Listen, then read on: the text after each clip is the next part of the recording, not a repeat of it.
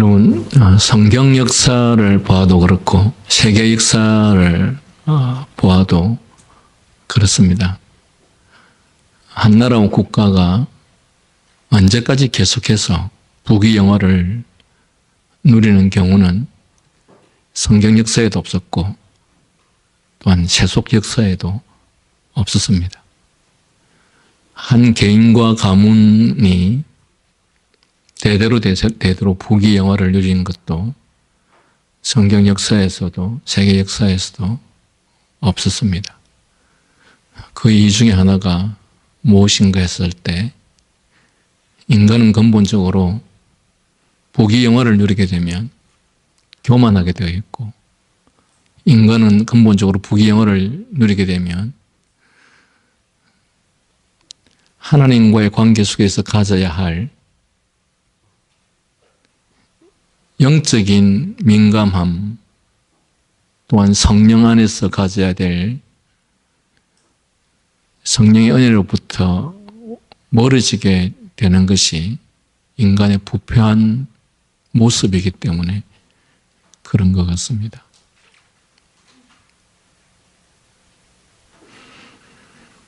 여러분, 지금 우리가 살고 있는 이 대한민국 땅은 어쩌면 부귀영화의 극치를 달리고 있는 그런 시대가 아닌가 얘기하십니다.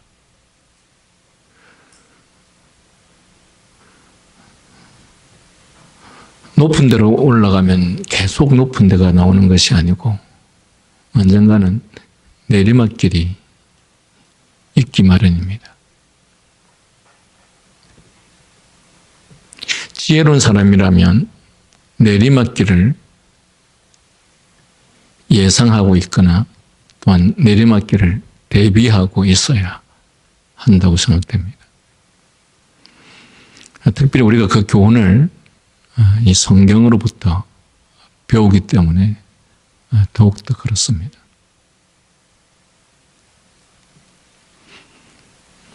이스라엘 백성들이 계속해서 꾸준히 변함없이 부귀영화를 누리고 하나님을 경외했던 때는 단 한 번도 없었습니다. 조금 살만하면, 조금 편안하면 이스라엘은 어김없이 하나님과 멀어졌고, 또한 하나님께서 가장 귀히 여기시고 중요시 여기시는 예배가 타락하기 시작했고, 그 예배 타락에서의 가장 핵심적인 모습은 바로 예배가 형식적 예배가 되는 것이었습니다. 아마도 여러분도 잘 느끼고 계실 것이고 인식하고 계시는 것처럼 오늘날 이 땅의 교회의 예배도 사실은 너무도 형식적 예배이고, 그리고 이 땅의 교회뿐만 아니라 우리 자신을 돌아보아도 얼마나 우리의 예배가 형식적인 예배인지 모릅니다. 우리가 정말 중요하게 여기는, 정말 특별하게 여기는 사람과의 만남이 있을 때 우리는 얼마나 마음의 준비를 하고 단장하고, 그리고 그와의 만남을 위해서 우리가 할 수 있는 모든 준비와 마음을 다 쏟아서 그 사람과의 만남을 하게 되죠. 하지만 우리가 드리는 예배는 어쩌면 매주일 있는 것이기 때문에 그러한 감격이나 감동이나 그런 생생함이나 느낌이나 이런 것들은 어느덧 다 사라져버리고 그저 이날이 되면 그냥 자연적으로 몸이 왔다 갔다 하는, 그래서 찬송을 부를 때도 그 찬송에 생명이 없고 말씀을 들어도 그 말씀이 별로 귀에 들리지 않고, 귀에 들렸다 할지라도 그것이 마음으로 감동으로 오지 못하는 경우들이 참으로 많이 있었죠. 이스라엘이 지금으로부터 약 2,300년 전 이스라엘이 똑같은 현실을 경험했었고, 그리고 바로 그러한 시대의 결과로 말미암아서 그들에게 어떠한 일들이 주어졌는지 우리는 이미 먼저 결론을 통해서 잘 들었습니다. 언제까지 자기들이 믿는 하나님이 자기들의 하나님일 것으로 생각을 했었는데, 하나님께서 더 이상은 내가 너희의 하나님, 너희의 아비, 너희의 주권자가 되고 싶지 않은 것이죠. 즉 하나님께서 그들을 떠나버리신 것입니다. 근데 여러분 한번 조용히 보십시오. 하나님께서 이스라엘 백성들을 떠나셔서 우리가 앞서서 말씀을 통해서도 나누었지만, 왜 하나님께서 성전 문까지 누군가 닫아버렸으면 좋겠다. 그 가장 고통스럽고 괴로웠던 하나님 아버지의 마음을 힘들게 했던 그 가장 중요한 요소가 무엇이었습니까? 형식적인 것이었습니다. 너희들이 내 앞에 보이러 오니 그냥 출석표만 찍으면 되는 것이죠. 그러다 보니 그런 형식적 예배가 되다 보니 그들이 하나님 앞에 드렸던 제물이 눈먼 것, 병든 것, 전한 것, 이런 것들을 드리게 되는. 그런데 여러분, 받는 이의 입장에서 만약에 그것이 한 번이라면 그 한 번으로도 너무도 모독감을 느끼고 충격을 받겠지만, 여러분, 받는 이에게 그렇게 모독과 고통을 주는 성의 없는 제물이 계속해서 반복되면 이제는 더 이상 받고 싶지 않아서 그곳을 떠나버리게 되겠죠. 지금 하나님께서 이스라엘 백성에 대해서 갖는 그의 마음과 심정이 바로 이와 같다라는 사실입니다. 그래서 이스라엘 향해서 가졌던 하나님 아버지의 마음이 이제는 구체적으로 오늘 본문을 통해서 우리들에게 나타나고 있는데, 그 내용들을 우리가 함께 살펴보면서 꼭 우리가 이 동일한 대상이 되지 않도록 정신을 차려야 되지 않겠느냐라는 생각이 듭니다. 제가 좀 전에 앞서서 말씀드렸던 것처럼 여러분, 한 국가와 한 개인의 부귀와 영광은 다 근본적으로 하나님께서 주신 것들입니다. 그것은 역으로 말하면 하나님께서 주셨기 때문에 그것들은 언제든지 다시 가져갈 수 있습니다. 오늘 우리가 누리고 있는 이 부귀 영화, 오늘 우리가 누리고 있는 이 건강함, 오늘날 우리가 누리고 있는 이 경제적 안정감, 이 모든 것들이 다 우리의 노력 때문에 온 것이 아니고 하나님께서 주신 선물이기 때문에, 그런데 우리가 그 선물을 주신 하나님을 모독하고 멸시할 때 우리에게 그것들을 주신 하나님께서 언제든지 다 남김없이 가져가실 수 있다는 것을 우리는 깨달아야 할 것입니다. 그러나 여러분, 이 깨달아야 한다는 이 말조차도 사실은 하나님의 은혜가 없으면 이 말씀을 들어도 그것이 가슴에 와닿지 않는 것이 부패한 인간에게 나타나는 특성이기도 합니다. 저는 여러분과 저가 이런 말씀 앞에서 이런 말씀들이 단지 우리의 지식에만 전달되는 것으로 끝나지 아니하고 우리의 마음과 영혼에 전달되어서 이 말씀 앞에서 우리가 정말 하나님 앞에 진정한 예배자로 다시 되돌아가고, 정말 우리가 하나님의 은혜를 깊이 경험하였을 때, 감격적으로 경험하였을 때 그 하나님께 우리 자신의 모든 것들을 다 드리고 싶어 하는 그런 마음이 우리에게서도 솟아날 수 있었으면 좋겠습니다. 여러분, 저희 교회 최근에 한 몇 번 오셨던 한 목사님, 물론 지금은 그분은 목회를 하시지 않으시지만 그분이 용인에서 살고 계십니다. 여기까지 보통 오려고 하면 1시간 반 이상 시간이 걸려서 오십니다.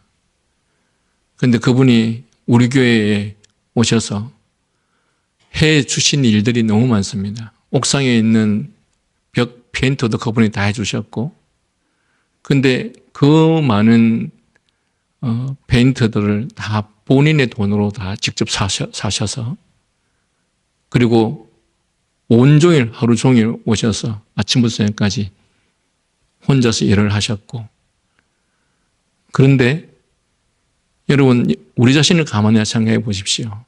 우리가 교회가 어떤 일을 할 때 우리는 그렇게 열정적으로 내 돈을 써가면서 또 내 시간을 들여가면서 내 에너지를 써가면서 그런 열정을 가지고 할 만한 사람이 얼마나 있겠습니까? 어쩌면 많은 사람들이 설령 어떤 일을 한다 하더라도 또 설령 어떤 자재를 쓴다 할지라도 그것들이 다 교회의 재정이나 교회의 돈으로 사용되어서 하는 일은 할 수 있겠지만 내가 개인적으로 그런 것들을 다 내어서 하라고 한다면 어쩌면 할 사람이 아무도 없을 수도 있을지도 모르겠습니다. 그런데 우리 교인도 아닌 그 멀리에서 자기 차를 타고 와서 온갖 것들을 준비하면서 하시는 그러한 것들은 정말 그 마음 가운데 하나님께서 주시는 마음이 아니면 할 수 없는 그런 마음들인 것이죠.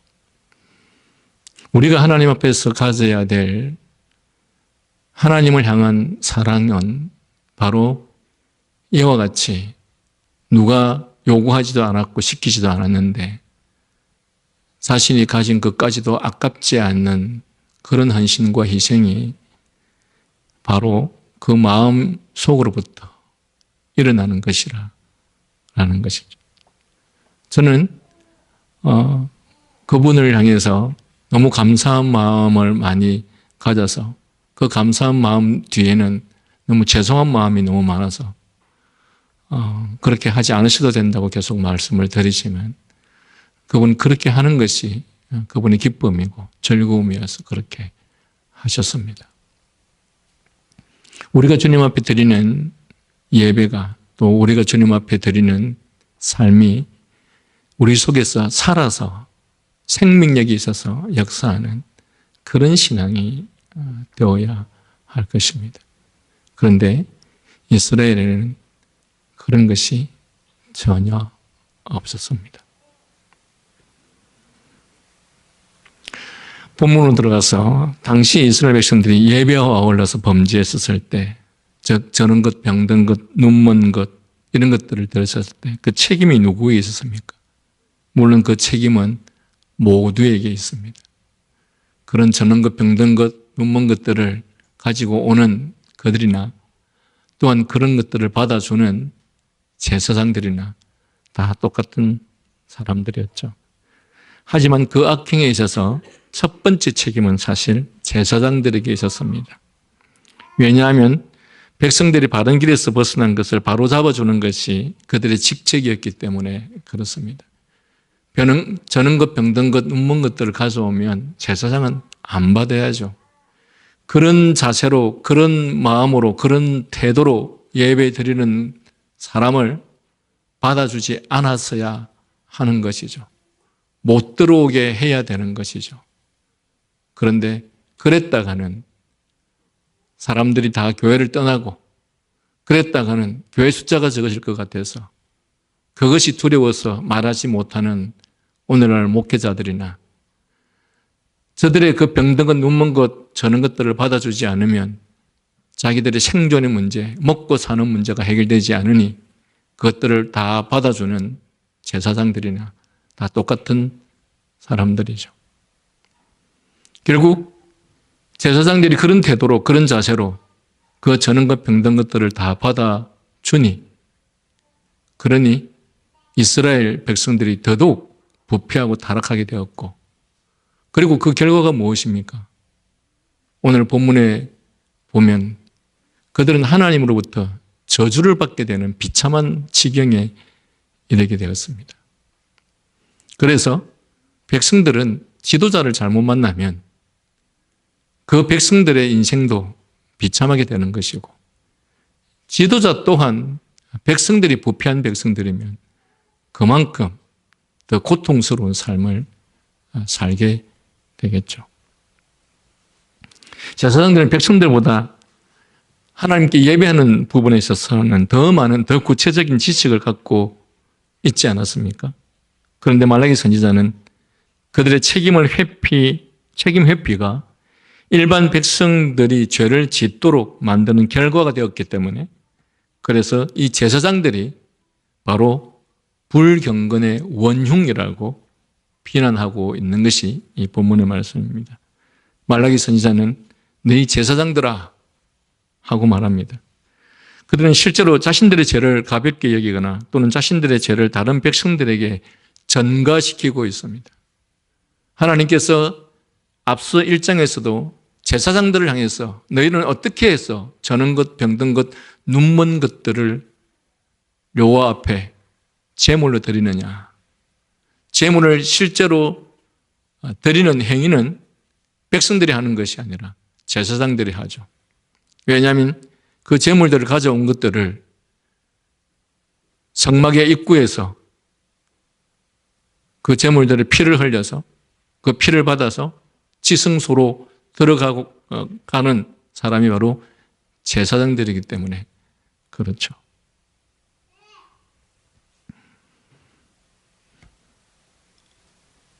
그렇기 때문에 백성들의 죄를 가볍게 여기거나 또는 자신들의 죄를 백성들에게 전가시켜서는 안 될 사람들이었는데 제사장들이 그 짓을 했던 것이죠.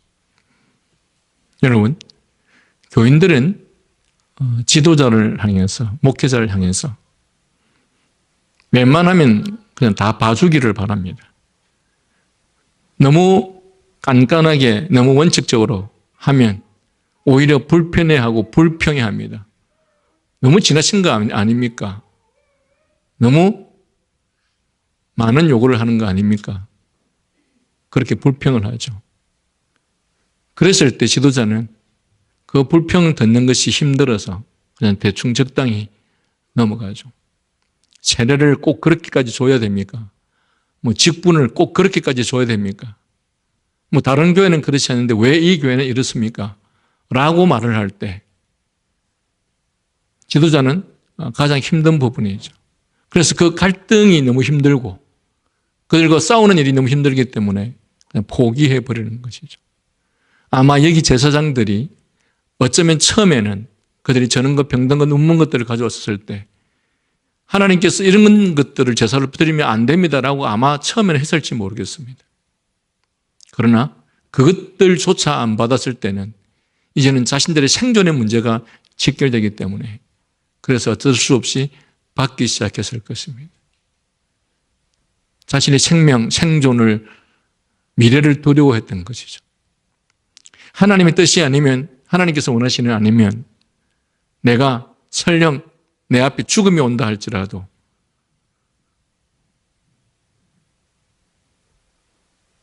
그것을 지킬 수 있어야 하는 것이 바로 지도자의 모습이었겠지만, 그러나 이 당시의 제사장들은 그런 믿음이나 그런 배짱이 없었던 것 같습니다. 결국 누구 때문에? 이런 허약한, 두려움이 많은, 믿음이 없었던 지도자들 때문에 결국 누가 다 망하게 되었습니까? 이스라엘 백성들이 다 망하게 되었습니다. 제가 앞서서도 말씀드렸던 것처럼 이제 그 나라에는 참된 예배가 드리고 싶어도 드릴 곳이 없는, 교회에 가고 싶어도 교회가 없는 그런 곳이 바로 이스라엘이 되어버린 것이죠. 누군가가 성전문을 닫아버렸으면 좋겠다고 했는데 실제로 성전문은 닫아져 버렸고 믿음을 갖고 싶어도 예배를 드리고 싶어도 그럴 곳이 없는 곳이 되어버렸던 것이죠. 그들에게 주어진 특권이 이제 다 다른 곳으로 떠나가 버린 것입니다. 이 말씀이 의미하는 바가 무엇입니까? 우리에게 주어진 기회, 우리에게 주어진 그 특권이 우리가 계속해서 하나님 앞에서 그런 식으로 그런 태도로 취할 때 하나님께서 그것을 빼앗아가 버린다는 것입니다. 우리가 이 말씀을 통해서 그런 교훈을 깊이 깨달을 수 있었으면 좋겠습니다. 그들은 이렇게 변명합니다. 우리는 백성들이 하나님께 대한 예배에 대해서 점차 냉담해져 감을 알고 있고 또 그들의 신앙이 식어져 있는데 그들의 헌신이 점점 사라져가고 있는데 그래서 그들에게 정상적인 것들을 요구하면 오히려 역반응이 일어나지 않겠습니까? 하면서 그들의 예배와 관련한 악행에 대해서 합리화하려고 했던 것입니다. 오늘날 이 땅의 교회들이 하나같이 다 교인들이 원하는 대로, 교인들이 바라는 대로 교회가 그렇게 되어가고 있습니다. 교인들이 어떤 예배 형태를 좋아하느냐, 어떤 예배 방식을 좋아하느냐에 따라서 교회가 그렇게 변질되어 가고 있고 교인들이 어떤 프로그램을 좋아하느냐에 따라서 교회가 그렇게 변질되어 가고 있습니다. 그러니까 성경이 말하는, 성경이 가르치는 성경의 원리는 온데간데 없고 그 앉아있는 청중들이 원하는 것에 따라서 교회가 그렇게 변질되어 가고 있죠. 우리는 그것을 향해서 교회에 세속화라 이렇게 이야기합니다. 이미 교회는 세상과 하나도 다를 바가 없이 다 세속화되어 버렸습니다. 그런데 그 책임과 원인이 누구에게 있느냐? 소위 저를 비롯한 이 겁쟁이들이 교회의 목회를 하고 있고 이 겁쟁이들이 교회 제사장으로 서 있기 때문에 제사장들이나 그리고 백성들이나 모두 함께 다 비참하게 하나님으로부터 멸망당하는 저주를 받게 되는 그런 결과를 초래하게 된 것입니다. 제사장들은 이렇게 말하죠. 하나님께 전혀 제물을 바치지 않는 것보다는 그래도 병든 것, 저는 것, 눈먼 것이지만 즉 그래도 불완전한 것이지만 그래도 그 제물이라도 바치는 것이 안 바치는 것보다도 낫지 않습니까? 라고 생각했을 것입니다. 그리하여 말라기 선지자는 이처럼 제사장들이 자신들의 죄를 가볍게 하려고 핑계를 대어 변명하는 것에 대해서 더욱더 신랄하게 제사장들에게 이같이 명령하노라. 지금 이 본문의 말씀은 백성들에게 한 것이 아니라 제사장들에게 지금 명령하고 있습니다. 사실 그들은 어떠한 경우에도 백성들을 향해서 바른 길을 제시하여야만 했습니다. 소위 말하면 목에 칼이 들어와도 굶어 죽어도 아닌 것은 아니고 긴 것은 기고 잘못된 것은 잘못된 것이라 했어야 했던 사람들이었습니다. 그런데 자신의 생존의 문제에 급급해서 모든 것들에 대해서 타협하기 시작했던 것이죠. 그러므로 그들이 백성들의 죄악을 못 본 채 한 것은 곧 백성들의 죄악에 동의한 것이나 마찬가지입니다. 그런데 그들은 백성들이 하나님을 두려워하지 않도록 했을 뿐만 아니라 불완전한 예물을 드림으로써 종교가 타락하도록 허용하는 일에 앞장서서 행동했던 사람들이었습니다. 이것이 바로 오늘날 이 시대의 목회자들이나 또 저희가 가장 많이 짓는 죄악들 중에 하나입니다. 우리는 하나같이 말하면서 시대 상황이 어떻고 현실 세계가 어떻고 운운하면서 그럴 수밖에 없지 않느냐라고 말하는 것이죠. 그래서 이 말의 가장 적절한 단어는 부득이하여. 사울이 사무엘 앞에서 내가 부득이하여서 내가 해서는 안 될 일을 했습니다.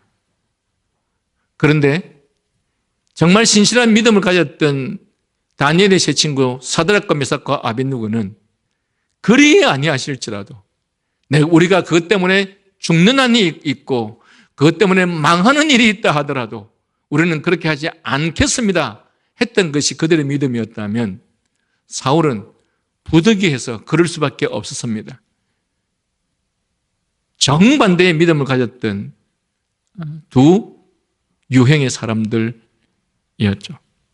그런데 바로 이 제사장이 그 시대에 타락한 선지자들이 그와 같았던 것입니다.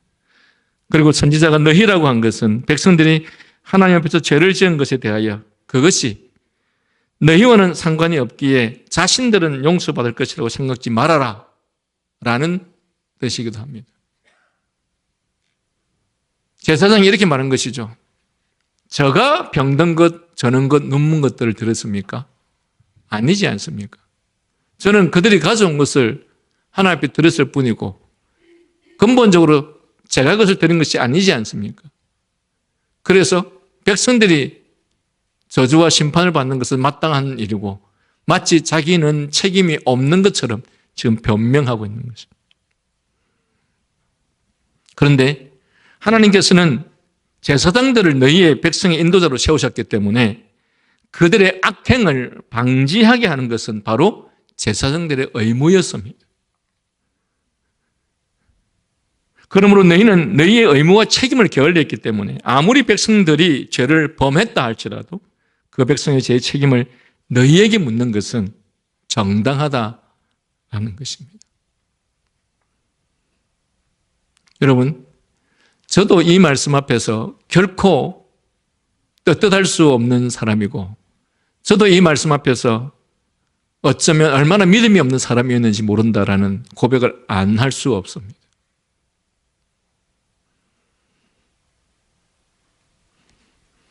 교인들이 많은 사람들이 성도들이 이것저것을 요구할 때 마치 그것대로 해 주지 않으면 여러 형태로 위기와 어려움이 올 것 같아서 그 문제 앞에서 끝까지 하나님의 원리와 말씀과 진리대로 행하지 못할 때가 많이 있었던 것이 사실이죠. 저는 이 말라기서를 보면서 마음이 참으로 고통스럽습니다. 왜? 누가 이스라엘 백성들을 이렇게 다 망쳐놓았냐? 바로 제사장들이 다 망쳐놓은 것이고 오늘 이 시대의 교회가 왜 이렇게 세속화되게 만들었느냐? 다 믿음이 없고 대가 없는 목회자들이 다 교회와 교인들을 이렇게 만들어버렸습니다.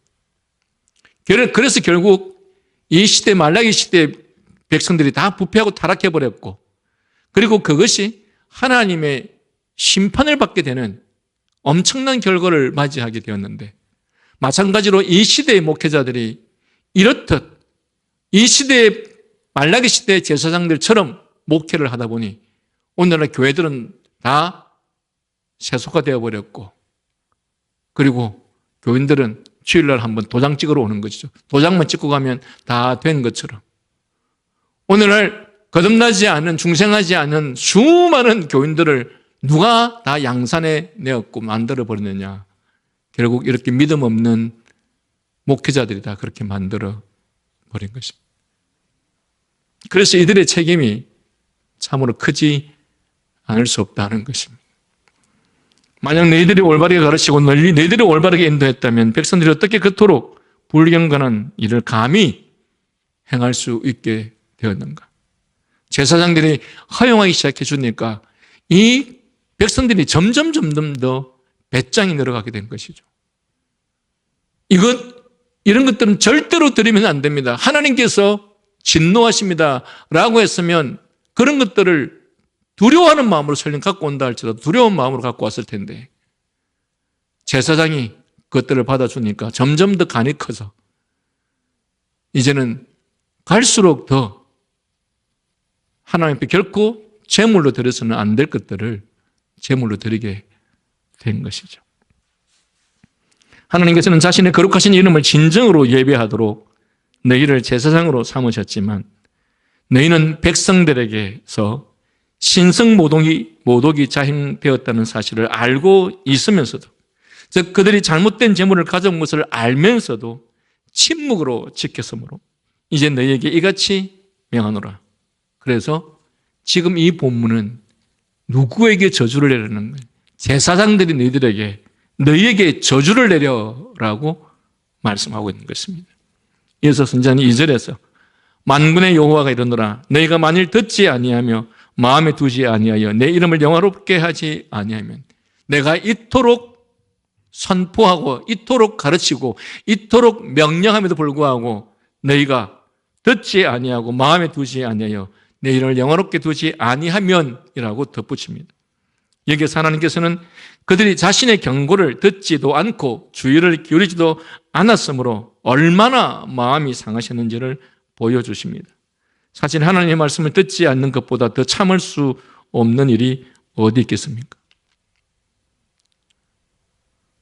저도 사실은 말씀을 전하면서 졸고 있거나 딴 생각하고 있거나 집중하지 않을 때 그것을 참고 견디면서 설교하는 것이 사실 가장 힘듭니다.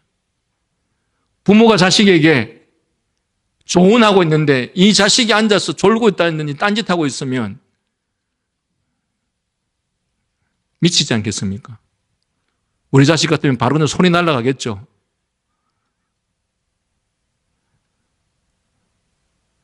그런데 하나님께서 전능하신 만군의 여호와께서 당신의 백성들을 향해서 말씀하고 있는데 이들이 그 하나님의 말씀을 듣지 않는 것이죠.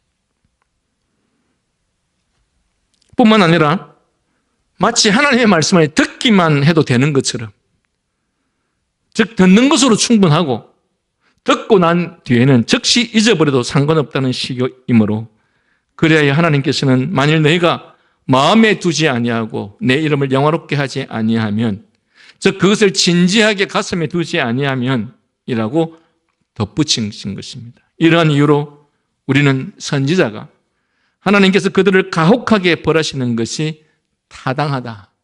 너희들은 그 정도의 저주와 심판을 받는 것이 너무도 명백히 타당하다라는 사실을 제시했음을 알 수 있습니다. 자, 하나님께서는 자신의 말씀을 듣지 않을 때 그와 같은 불경건을 결코 참지 않으신다는 것입니다. 여러분, 여기 제사장들은 그 백성이 이렇게 저런 것, 병든 것, 눈먼 것들을 드리는 것들을 참지 못하고 그들이 원하는 대로 해 주었죠. 제사장들이 그 일을 하지 못하니 어쩔 수 없이 하나님께서 제사장과 더불어서 그 백성들을 심판과 저주에 이르게 하시겠다고 하시는 것이죠. 제사장 너희들 마서 그 일을 하지 못하는 것인가? 그렇다면 내가 하겠다라는 것이죠. 우리는 이 구절로부터 하나님께서는 순종을 아주 중요하게 생각하시며 자신의 말씀에 대한 경멸과 하나님의 말씀에 대한 부주의함을 마치 우리가 말씀의 권위를 인정하지 않는 것처럼 생각하신다는 사실을 배워야 합니다. 또한 우리는 하나님께서 경고와 권면으로서 우리에게 바른 길을 가르쳐 주시고 그에 대한 은혜와 축복을 우리에게 베풀어 주셨을 때 하나님 앞에서 우리의 죄는 더욱더 커지고 정대된다는 것도 깨달아야 합니다. 하나님께서 우리들에게 아무것도 주시지 않았는데 우리가 그 하나님을 하나님으로 인정하지 않았다면 그 죄가 크지 않겠지만 그러나 하나님께서 우리에게 온갖 것들을 온갖 은혜들을 베풀어 주셨는데 그 하나님을 인정하지 않는다. 그래서 우리는 그럴 때 쓰는 말이 바로 변망덕입니다. 자식이 부모를 공경하지 않을 때 그 어떤 죄보다 가장 큰 죄고 무서운 죄인 것이죠. 왜? 외부인들은 다른 사람들은 부모처럼 자식에게 모든 것들을 다 제공해 주지 않습니다.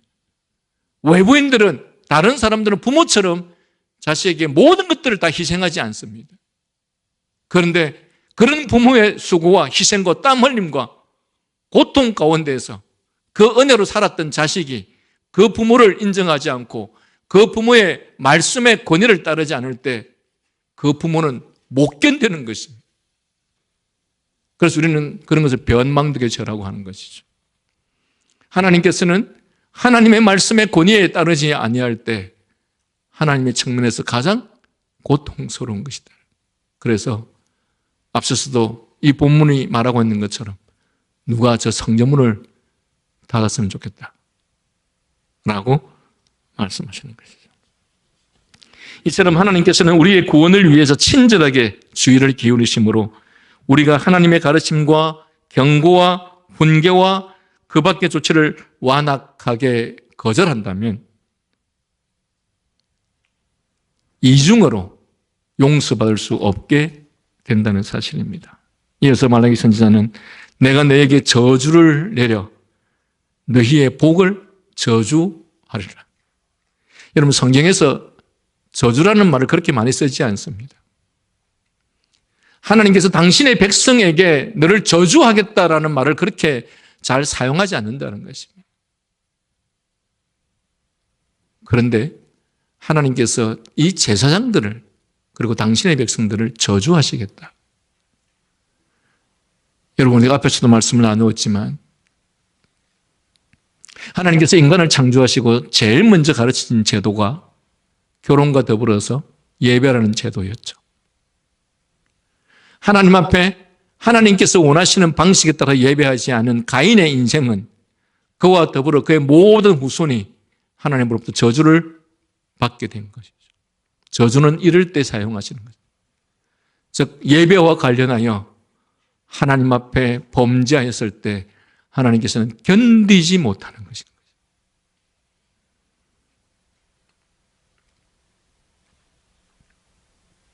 그래서 하나님께서는 지금까지는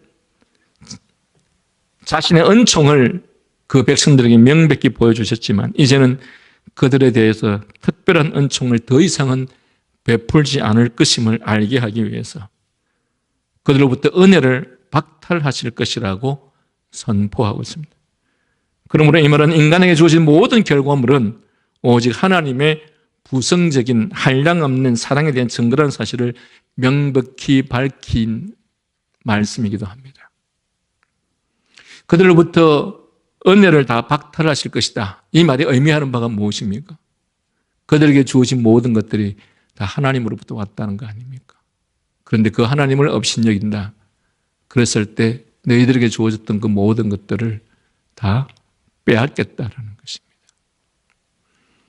여러분, 우리가 몸 관리를 잘하면 건강합니까? 우리가 재산 관리를 잘하면 우리는 부유할 수 있습니까? 우리의 삶과 인생을 철저하게 관리를 잘하면 우리는 안정된 삶을 살 수 있습니까? 제가 늘 말씀드린 것처럼 농부가 1년 동안 농사를 짓고 결실을 얻었을 때 그 농부의 역할이 과연 몇 퍼센트 되느냐? 제가 늘 말씀드리기를 5%도 안 된다라고 말하지 않습니까? 우리의 건강도 재물도 부도 모든 것들이 다 하나님으로부터 왔습니다. 그런데 그 하나님과의 관계에서 마땅히 하나님께 드려야 할 것들을 드리지 아니할 때, 행해야 할 것을 행하지 않을 때 우리는 하나님으로부터 버림을 받을 수 있다는 것입니다. 여러분, 불신자들이 잘 되는 것은 그것은 축복이 아닙니다. 야고보서에서 말하고 있는 것처럼 불신자들이 믿지 않는 자가 잘 되는 것은 그가 더 빨리 지옥문을 향해서 가는 것이나 마찬가지다. 그것은 부러워할 것이 아닙니다. 여러분 주위에 누군가가 누구의 자식들이 엄청나게 좋은 대학에 갔습니까? 엄청나게 좋은 직장에 갔습니까? 연봉을 많이 받습니까? 사업이 잘 돼서 많은 돈을 벌었습니까? 그러나 그가 하나님을 전심으로 경외하는 자가 아니라면 오히려 그것 때문에 하나님을 믿을 가능성은 더더욱 없어지고 오히려 그것 때문에 구원의 은혜를 입을 가능성은 더더욱 없어집니다. 그러므로 우리가 그것들을 부러워하고 있다면 정말 한심한 그리스도인이라고 말할 수밖에 없을 것입니다. 그리스도인이 꿈꿔야 할 것은, 그리스도인이 바라보아야 할 것은 이 세상은 잠시, 그리고 우리에게 맡겨진 소명을 다할 뿐, 우리는 이 땅에서 하나님을 경외하는 삶을 사는 것이 우리의 진정한 삶의 태도여야 할 것입니다. 이어서 말라기 선지자는 즉시 내가 이미 저주하였나니라고 덧붙입니다. 이 구절로서 선지자는 이스라엘 백성들이 얼마나 몰지각한지, 얼마나 무디어졌는지, 얼마나 정신을 차리지 못하였는지를 입증합니다. 이 말은 일반적인 상식으로 봤을 때 바보들도, 멍청한 자들도 벌을 받으면 정신을 차리는데, 이 이스라엘 백성들에게는, 저들은 재앙이 그들에게 내려지고 있는데도 불구하고 아무것도 깨닫지 못하고 있다는 것입니다. 실제로 지금 이스라엘 백성들은 하나님의 저주와 심판이 이미 시작되었고, 그들이 수고하고 땀 흘리고 노력하는 대로 하나님께서 주시지 않은 그러한 일들이 이미 진행되었습니다. 그러한 일들이 있음에도 불구하고 정신을 못 차리고 있다는 것입니다. 여러분, 한 나라 국가에 국가적 제한이나 집단적 재앙이 내려졌을 때 그것은 분명 하나님께서 경고하는 것들입니다. 다시 말하면 멍청한 자들도 그렇게 불행과 고통에 따르면 무엇인가 잘못되었구나 라고 깨닫게 된다는 것이죠. 그러나 이스라엘은 이미 자신들에게 하나님의 저주가 시행되어졌고 적용되고 있음에도 불구하고 전혀 정신을 차리지 못하고 있다는 것입니다.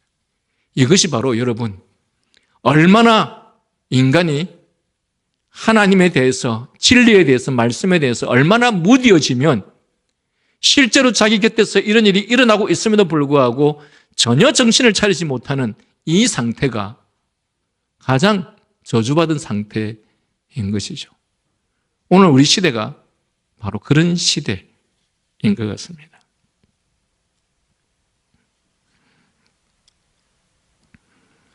그래서 하나님께서는 이러한 유대인들의 어리석음을 책망하십니다. 그들은 이미 하나님의 축복을 박탈당했고 경험을 통해서 그분이 더 이상 호의를 베풀지 아니하시고 오히려 경노한 심판자로서 나타난다는 것을 알았습니다. 그런데도 불구하고 다른 선지자들을 통해서도 알 수 있듯이 그들은 조금도 회개할 생각을 갖고 있지 않았던 것입니다. 그러므로 우리는 이제 내가 너희에게 저주를 내려 너희 복을 저주하리라고 말한 선지자의 말씀의 뜻까지도 알 수 있게 된 것입니다. 마치 선지자는 이렇게 말하는 것이죠. 너희에게는 그러한 징벌조차도 아무 소용이 없으니 너희는 목석과 같은, 즉 감각이 없는 인간들이로구나 라고 말한 것과 같습니다. 그리고 선지자는 다시 하나님께서 자신의 말씀이 경멸당하는 것을 참지 못하신다는 것을 보여주기 위해서 이는 너희가 그것을 마음에 두지 아니하였습니다. 하나님께서 그렇게 경고하시고 그렇게 말씀하셨음에도 불구하고 마음에 두지 않는 것입니다. 여러분, 제가 목회자로서 여러분들에게 때로는 여러분들 이렇게 하셔야 됩니다. 저렇게 하셔야 됩니다. 개인적으로 또는 말씀으로 외치고 또한 교훈할 때 여러분들은 그 말씀을 마음으로 받아들이십니까? 아니면 그냥 듣고 흘러가 버리십니까? 이스라엘 백성들은 또 제사장들은 하나님의 말씀을 마음으로 받지 않았습니다.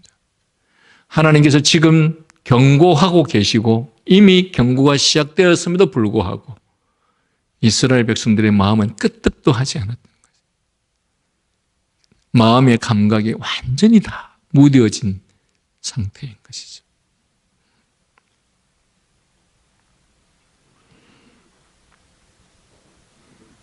이러한 행위는 우리가 보았듯이 하나님께 대한 극단적인 불경건함의 표시입니다.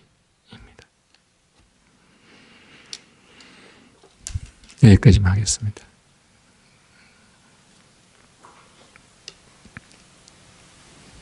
제가 원고 반밖에 안 했거든요.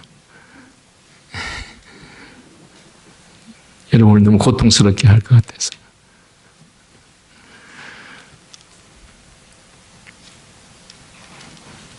여러분, 성도는 좋은 지도자를 만나야 됩니다. 그 좋은 지도자는 하나님의 말씀대로 묵묵히 시행하는 지도자입니다.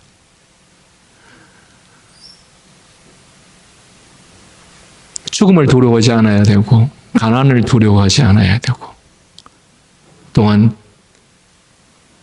명예가 없음을 두려워하지 않아야 합니다. 백성들이 성도들이 잘못된 길을 갈 때 그 길을 가지 못하도록 그들의 마음을 고통스럽게 하고 힘들게 할지라도 그 길로 가지 못하도록 해야 합니다. 왜? 교인들은 지도자만큼 많이 모르기 때문에 그렇습니다. 다 같이 다 안다고 하면 지도자가 왜 필요하겠습니까? 나도 너만큼 안다. 나도 너만큼 알 수 있다 하면 지도자가 왜 필요하겠습니까? 하나님께서 진리에 대해서 하나님의 말씀에 대해서 하나님의 길에 대해서 더 많은 것을 알 수 있도록 그 소명을 주셨고 그 지위를 주셨다면 그 말씀대로 그대로 행해야 하는 것이고 그것 때문에 사람들이 재물을 가져오지 않고 그것 때문에 가난의 고통이 온다 할지라도 그것이 하나님의 뜻이 아니면 하나님의 명하시는 것이 아니면 하지 않는 그것이 그래서 바로 그러한 모습을 통해서 성도들에게 믿음의 삶이 어떤 것인지를 보여줄 수 있어야 그게 바로 말씀을 맡은 자로서의 모습인 것이죠. 구약에 등장했던 또는 우리에 앞서서 살았던 믿음의 사람들은 하나같이 이 세상에서의 가난과 실패와 고통과 이런 것들을 두려워하지 않았습니다. 그리고 그들은 세상으로부터 부귀, 영화, 먹는 것, 입는 것, 여행 가는 것 이런 것들을 통해서 위로받으려고 하지 않았습니다. 그들은 하나님으로부터 위로받으려고 했던 사람들이었습니다. 그들은 이 세상을 나그네처럼 살았지만 그러나 그들이 바라보았던 것은 영생이었고 천국이었습니다. 영생과 천국을 바라보는 삶이 어떤 것인가를 보여주는 그것이야말로 성도들에게 믿음을 가르치는 자가 취해야 될 태도이겠죠. 여러분 여기 말라기서에서 누가 이 백성들을 이렇게 비참한 저주를 받게 하는 자들로 만들어버렸는가? 바로 그 첫 번째 위치에 있는 자들은 제사장들이었습니다. 그래서 사실은 1장에도 2장에도 계속해서 그들을 향해서 경고하시고 저주하시는 그 대상자들은 만군의 여호와가 이르노라, 만군의 여호와가 이르노라 라고 계속 말하면서 누구를 향해서 이 말씀을 하고 있느냐? 제사장들을 향해서 하고 있는 말씀. 물론 이 제사장들이라는 표현 속에는 모든 성도들도 포함되겠죠. 여러분, 이 정언교회라는 교회가 앞으로 언제까지 지속될 수 있을지는 모르겠습니다. 이후에 앞으로 10년, 20년 후에 어떤 목회자들이 이곳에서 목회를 하고 성도들을 가르칠지 모르겠습니다.